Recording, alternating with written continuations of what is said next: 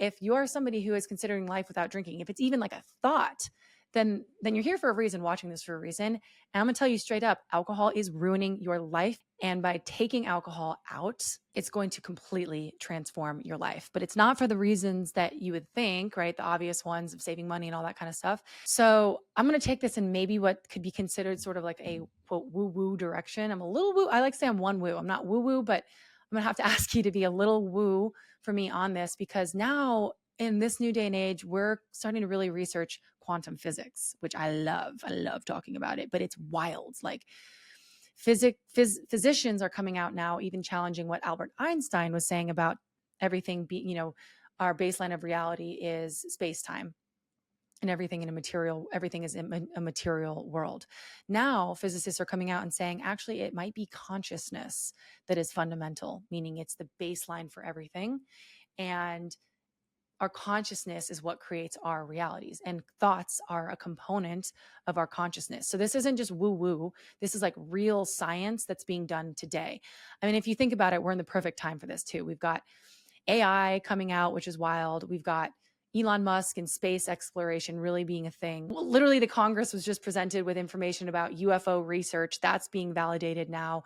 Like, what the hell is going on? We have so much changing that does make this conversation about consciousness actually valid, because it's not just these weird hippie people talking about it over there, which I'm not really for either. This is really actually based in science and what is quantum physics. We know that our reality, everything in our reality, is made up of atoms and quarks. So quarks make up atoms, and atoms make up like basically everything material. So I am made up of atoms. This little lovely container is made up of atoms. You are made up of atoms. My microphone is made up of atoms.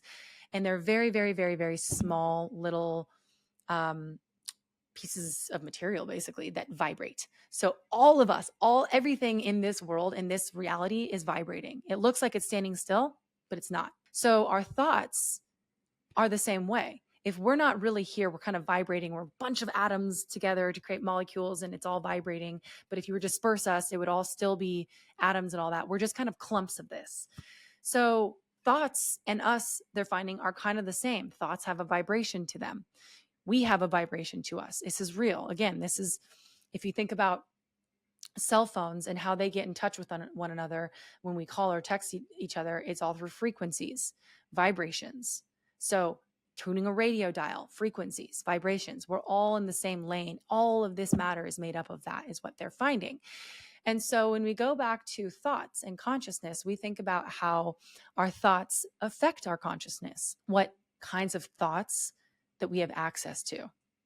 There's an actual scale, a measure for the different frequencies of different thoughts. So the higher frequency, essentially the better, the lower, the worse. So the highest frequency that they found, that they've actually measured for thoughts, is joy. The lowest is like shame. And then there's like all the information, or in all the emotions in between, like jealousy and excitement and all that. They all have their different ranking systems, but you get what I'm saying? Like there's a whole tier here. And the thoughts that we have access to, from my experience, from what I've been studying and learning, directly comes from what we're inputting into ourselves, whether that's alcohol or food or media or friendships, relationships. But in this particular conversation, I really want to emphasize the alcohol component. When I decided to stop drinking, I was 25 or 26 years old. So I've lived my 20s drinking like a normal, drinker, going out Fridays and Saturdays. And then I lived my 20s not drinking at all. And the difference for me in terms of the access to the thoughts that I had was like, it didn't happen immediately, right? But it was like a stark difference. For me, it wasn't until I was like 14 that alcohol was introduced into my life, my sphere of reality. And that was when I didn't know at the time, but looking back, I can see there was a very stark difference in terms of how I perceived of my life. And I believe it was because my thoughts began to change. If we think about taking in alcohol is literally a poison. I'm not saying that as like a loaded thing. Like I'm saying that as like just objectively, whether you drink or not, we can all agree alcohol is poison. It's ethanol. It goes in our body. Our body has to figure out how to get it out. It actually prioritizes getting rid of it. So a lot of people actually put on weight when they drink, because alcohol is processed out of the body first instead of the food, because it's like, get it out of here, get it out. So we know it's a poison. So because it's a poison, our body has to react to it like it's a poison, right? When we feel sick, when we feel down, when we feel hurt, like a bee sting, even, it affects the way we're thinking in that moment. It just does. It's not like you get stung by a bee and you're like, great, this is fun. Like, it's painful. Or if you get food poisoning and you're shitting your brains out, right? It's not like you're like, this is a great time. Like, you're in that moment, like, you're dealing with it, man. Your thoughts are then dictated by the reaction to the food poisoning. Same with if you get the flu, or if you're sick or something like that, you're going to sit there and feel sick. It's going to make you feel down. You're going to feel a little bit more depressed, anxious. I'm paralleling this between those reactions that we all already agree with to consuming alcohol, and how consumption of alcohol done chronically over and over and over again, weekend over weekend, even if it's 1 or 2 days a week, completely changed the thought patterns that I was thinking, because week over week over week, I was recovering from a poison in my body. The same way that if I got food poisoning week over week over week over week, I'd have to recover week over week on that. And my thoughts, the access, like, eventually, if I'm recovering week over week and I'm feeling sick, that's going to affect my mood, which is going to affect my thoughts. And if I'm doing that every single weekend, over time, I'm going to be in like a bad mood pretty chronically, pretty consistently. If we go back to the scale of emotions, that would bring one who has a high emotion scale, let's say joy. If I was sick with food poisoning week over week, I would go down a notch and a notch and notch, and because it's happening over and over again, and it's lowering my mood, which is lowering my atomic frequency, right? We think in a society where we have been conditioned to believe that drinking alcohol is normal because everybody does it, because everybody advertises it, because everybody does it in college, because our families do it, our friends do it, happy hour is sold at every single place. Like, we're conditioned to believe that drinking alcohol, even on like a pretty minor basis, is, normal. And again, I'm not passing judgment on people who drink. To each his own. If it works for you, great. But again, if you're here and you're like, I don't know, maybe I should give up alcohol, whatever. I believe alcohol is ruining your life, because whether we know it or not, when we're drinking alcohol, our body has to then recover from that like a poison. And then our bodies, all of its efforts are going to getting it out of our system, even just a little bit. And then because of that, it's affecting our thoughts that we have access to. We start thinking more negative thoughts. We're not able to, even if it's not negative, we're not able to be as happy as we could be and get up there on the frequency level, because we're being pulled down by our body trying to adjust to get this poison out, which then we'll notice it. It's going to affect our mood. So doing that weekend over weekend over week, or week over week, whatever it is, some people do drink every day. We're constantly having to recover from a poison. And it's over time chronically lowering our frequency and our vibration. And that is the opposite of what we want to do. When we have a lower frequency, a lower vibration, all we have access to are thoughts that are within that range, because you're in a different frequency pattern in that moment. When you're in the moment of despair, all you can think about are the negative thoughts. That's all you have access to. When you get out of that and you go to another space 6 months later, you now have access to totally new thoughts. It's a totally different perspective. When we drink alcohol and we're trying to force the poison out of our body, because we're in that moment trying to force the poison out of our body, all we have access to in the moment are the thoughts that are around us, that are readily accessible to us. So it's going to be frustration, sadness, anxiety. I know hangxiety is a huge thing.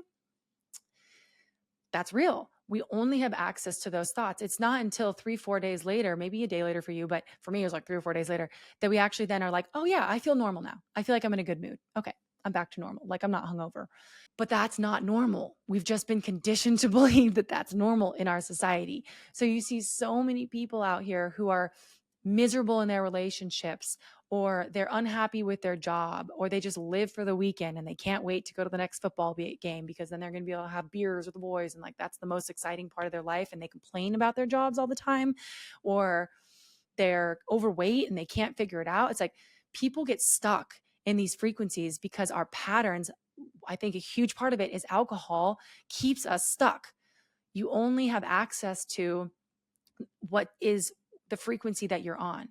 So when I removed alcohol, over time, my frequency, and I really do mean frequency, back to the quantum physics thing of like studying consciousness and frequencies and atomic levels. If we're talking about frequencies, the higher it gets, the better mood you're in, right? The more time I had without alcohol, the higher my frequency started to raise naturally, because I wasn't burying myself, my body, my mood, and all that in negative thoughts. I completely changed my reality, because rather than week over week over week lacing together hungover, miserable weekends and feeling like shit, I instead flipped it and I did week over week over week of just waking up and feeling good, and then being like, oh, okay, I feel like I got enough sleep. I'm not hungover. I feel good. I actually hung out with my friends. I know what I said. I didn't embarrass myself. I feel like I feel good. Week over week over week over time, that changed the way that I was thinking. I stopped being anxious as a person. I used to be on antidepressants, right? No longer on antidepressants. And then all around, I just got I was just happier. Like I don't know how to describe it better than that. Like I was just in a good mood more often than not when I decided to stop drinking. And I believe that's because we go back to the frequencies thing, and that changes the way we show up, how our frequency is, and then that changes what comes around us. So not only did my frequency change and I became more like that, but then more people and things like that came to me, which put me in an even better mood.